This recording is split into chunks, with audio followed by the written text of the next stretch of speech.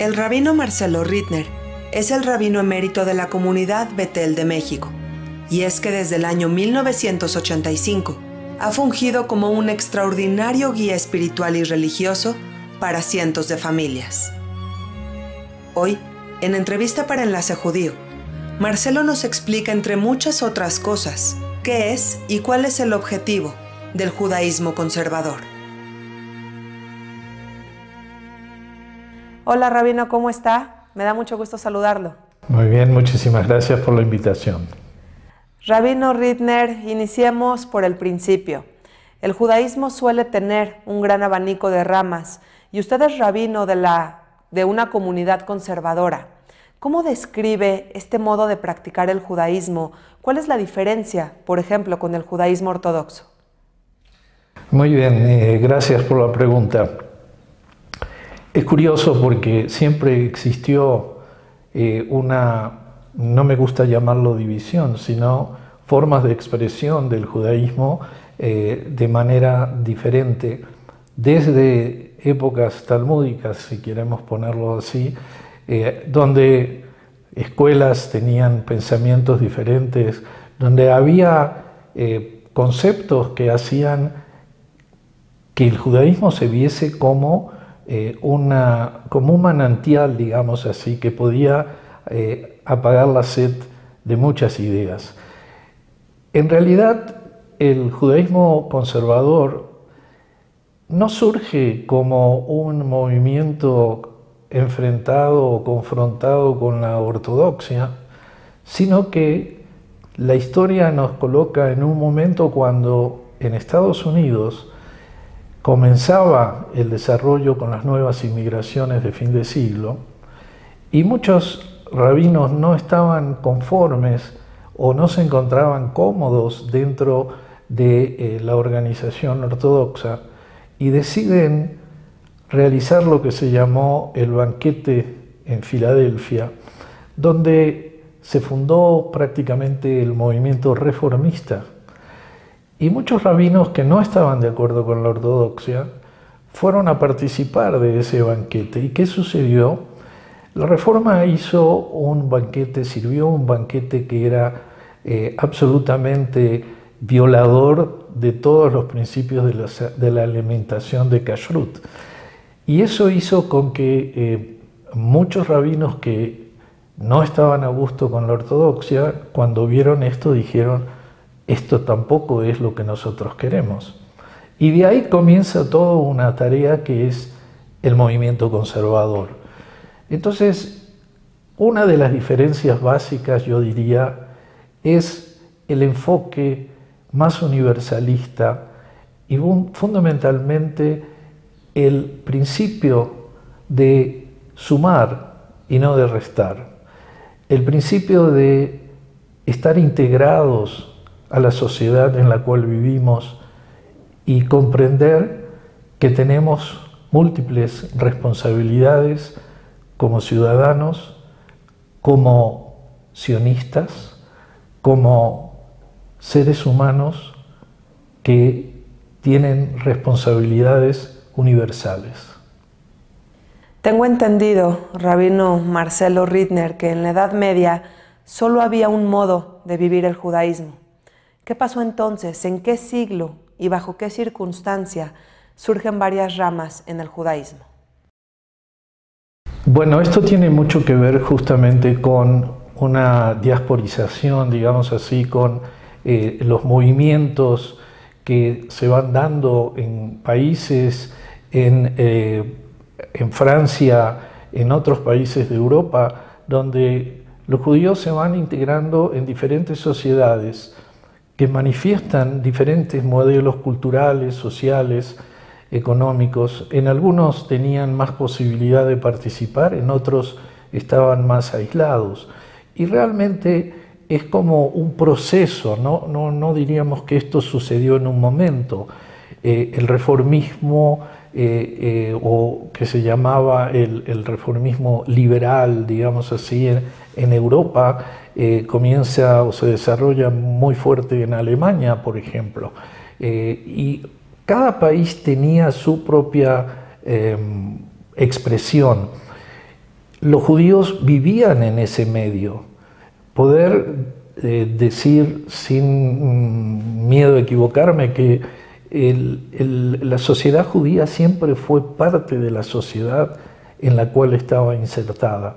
A veces era aceptada, a veces era tolerada, pero había un intercambio de comentarios, de participación y también de trabajo.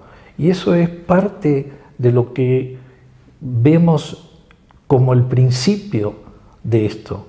Lo que yo mencionaba recientemente de Estados Unidos es ya muy avanzado el proceso. Es cuando la inmigración que llega justamente a Estados Unidos, que trae, algunos llegan con el concepto del shtetl, otros llegan con el concepto de una ciudad, todos buscando la forma de expresar su propia vida, de encontrar esa tradición o esa vida judía en un nuevo marco que era lo que se llamaba la Golde Medine, ¿no? Es decir, la tierra donde podían encontrar un poco de paz, un poco de tranquilidad y tal vez la posibilidad de crecer en todos los rangos culturales, económicos, en protección de salud, etc.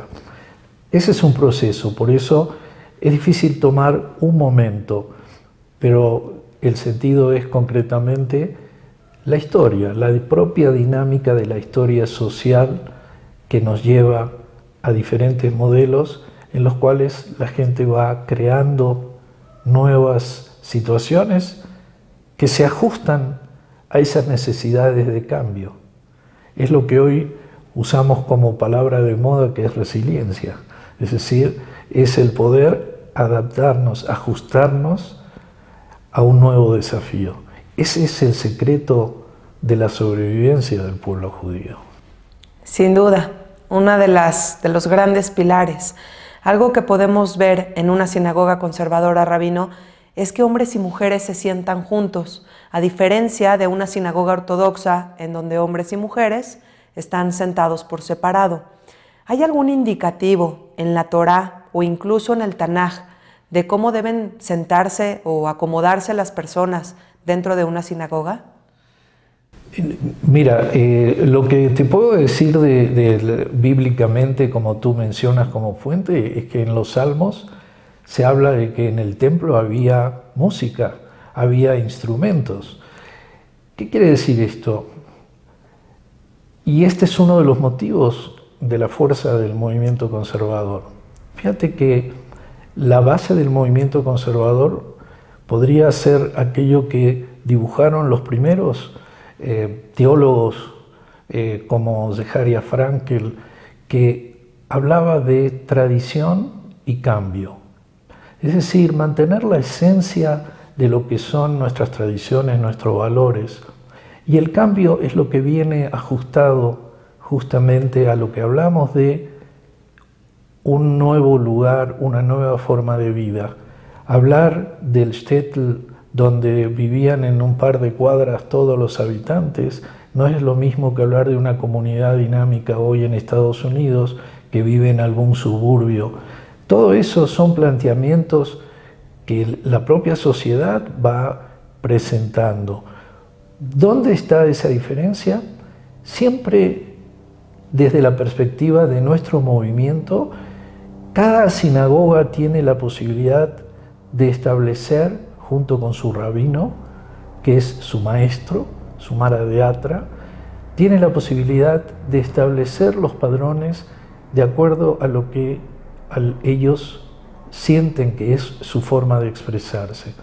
Por ejemplo, hay comunidades donde, aún dentro del movimiento conservador, hombres y mujeres no se sientan juntas. Hay sinagogas donde sí se sientan juntas. Hay sinagogas en las cuales mujeres participan en la vida ritual de la comunidad. De hecho, permíteme decirte, Nadia, que en el propio Talmud, ahí está la expresión en Masejet Shabbat, que la mujer antes era llamada a la Torá. ¿Por qué? Porque decía que la mujer subía a la Torá. ¿Y de dónde comienza esto? Que la mujer es puesta de lado en la práctica religiosa, justamente de la envidia, de la ignorancia y de valores que en ese momento se vivían en la comunidad. El hombre trabajaba de día hasta la noche y no tenía la posibilidad muchas veces de estudiar, y la mujer tenía esa, además siempre ha sido un modelo para la sociedad, y entonces los hombres comenzaron a sentir que se sentían mal, se sentían tal vez disminuidos, y comienza entonces la búsqueda de poner a la mujer fuera de la tradición. Pero por eso digo que es tradición y cambio, porque nosotros debemos elegir y nosotros debemos encontrar en el judaísmo el desafío, debemos encontrar aquello que nos hace vibrar con la vida judía, porque el judaísmo tiene la posibilidad de responder a cada uno de nosotros. Claro, claro, y la intención es pues vivir el judaísmo como a cada quien le acomode, pero vivirlo de algún modo, tener esa conexión. Tristemente, tanto en México como en el mundo, tanto en el pasado como en el presente, han surgido pues críticas por parte del judaísmo ortodoxo hacia las comunidades conservadoras, diciendo que pues esta es una forma muy laxa de cumplir con los preceptos judíos. ¿Qué dice usted ante esto? ¿Cómo defendería al judaísmo conservador? Bueno, Nadia, dime, en primer lugar, permíteme decirte que el judaísmo conservador no necesita ser defendido. Yo creo que existe hoy el concepto de que existe un dueño del judaísmo, y algunos se sienten que son los dueños del judaísmo. Lamentablemente, para ellos no existe un dueño del judaísmo. Así como cada uno tiene la relación con Dios, cada uno elige la forma de expresar esa relación. Y justamente el movimiento masortí, que significa tradicional, es un movimiento que está cumpliendo las bases halágicas de la Torá y las bases halágicas de la historia de Shulchan Aruch y de la historia del pueblo judío. Nosotros somos un movimiento halágico, somos un movimiento que practica. Nuestras sinagogas observan Kashrut, nuestras sinagogas observan Shabbat, se observan las fiestas. No es como algunos dicen en broma que cerramos en fiesta, al contrario, abrimos en fiesta para poder aceptar la cantidad de gente que se ha acercado. Nosotros decidimos cerrar la sinagoga porque cuidamos a nuestra gente, y eso es la santidad de la vida. Nos preocupamos por la santidad de la vida.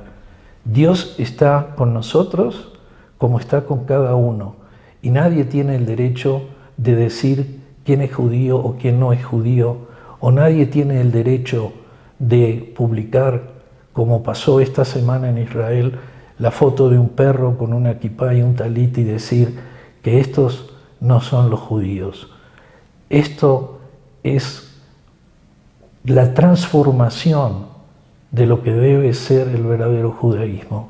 El verdadero judaísmo exige que cada movimiento tenga la responsabilidad de acercar al judío al judaísmo, de acercar cada familia a la educación y a la tradición judía.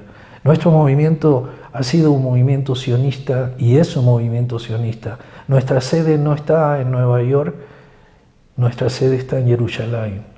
Y somos un movimiento sionista desde el primer día.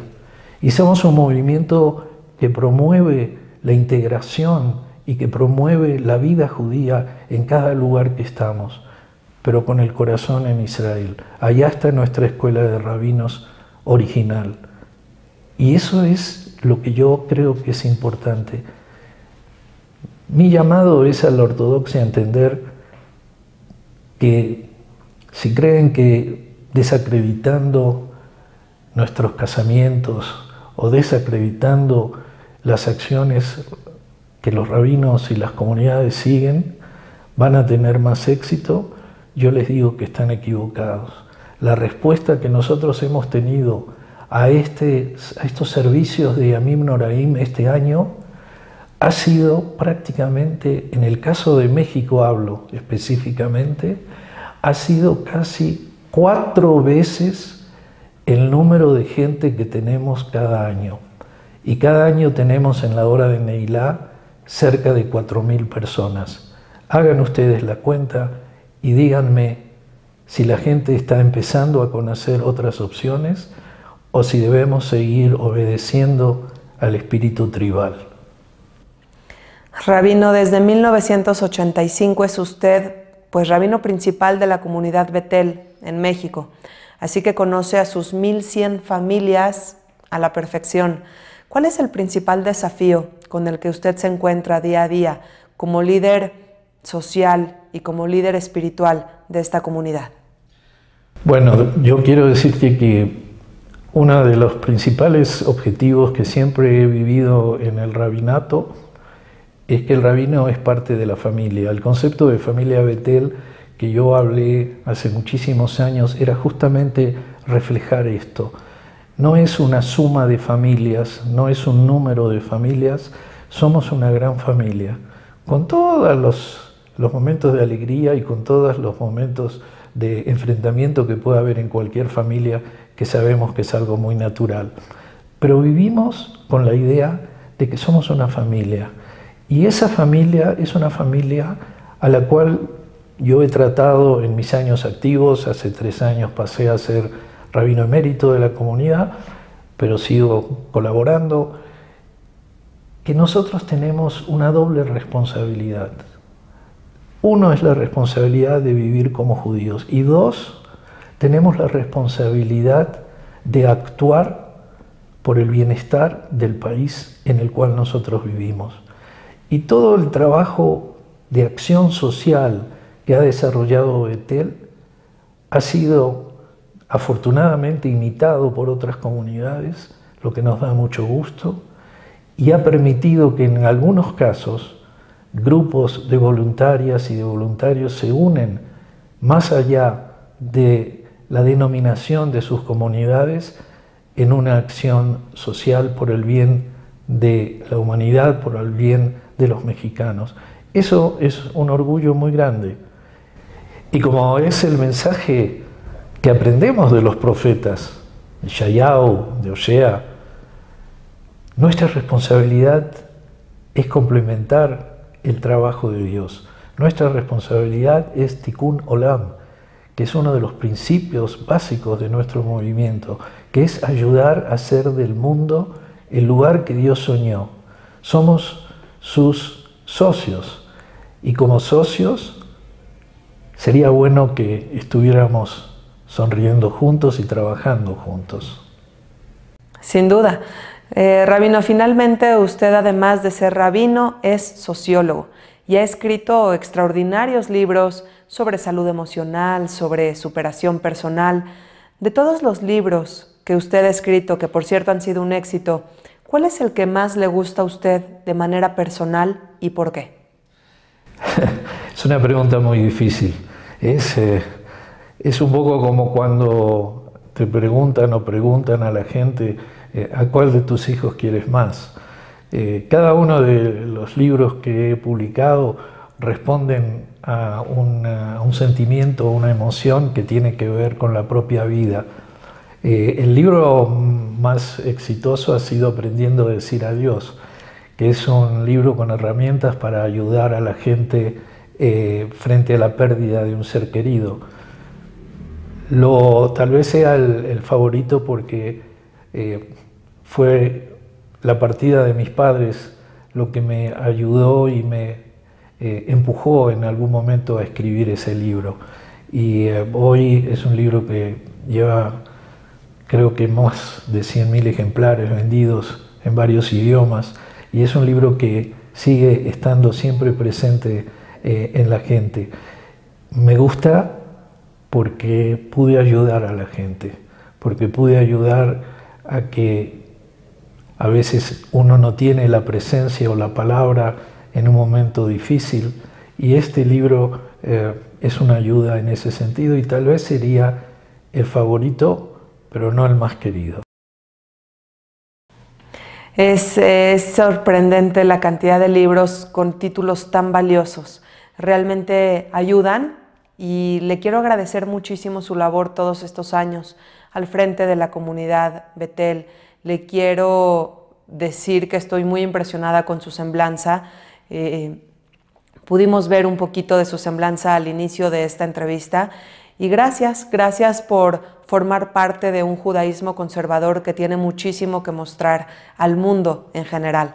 Gracias, Rabino Marcelo, por esta entrevista. Gracias, Nadia, y estoy a tus órdenes y a las órdenes de todos aquellos que tienen alguna duda. Si puedo ayudar, aquí estamos. Shalom.